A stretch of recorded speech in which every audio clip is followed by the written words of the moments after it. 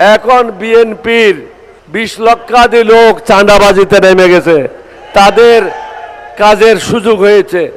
এই অবস্থান ধর্মঘটের সম্মানিত প্রধান অতিথি জনাব সভাপতি, 11 দলীয় ঐক্যজোটের শীর্ষ নেতৃবৃন্দ, উপস্থিত ভাই ও বোনেরা, আসসালামু আলাইকুম ওয়া রাহমাতুল্লাহি ওয়া বারাকাতুহু। গত 1.5 ঘন্টা যাবত শুনছে শুধু নাই নাই নাই নাই। কিছু ভালো কাজও তো আছে, এই সরকার কিছু ভালো কাজ করেছে, সেটাই বলবো। আওয়ামী লীগ চলে যাওয়ার পরে বিভিন্ন বাস স্ট্যান্ড খালি ছিল, ট্যাক্সি স্ট্যান্ড খালি ছিল, রাস্তাঘাট খালি ছিল।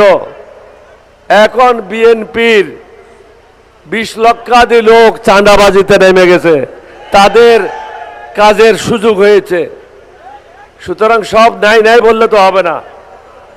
গত 3 মাসে 31,000 কোটি টাকা ঋণ খেলাপি হয়েছে। সুতরাং সরকার যেটা করার সেটা করছে।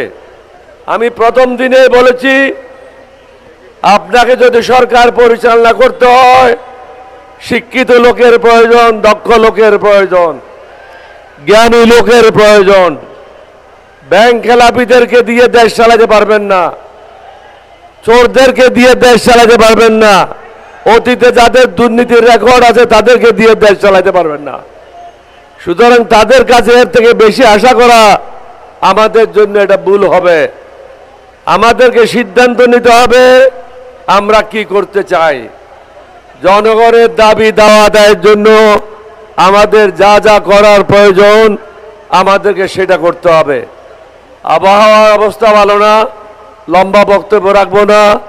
আপনাদের সবাইকে ধন্যবাদ জানিয়ে আমার বক্তব্য শেষ করছি।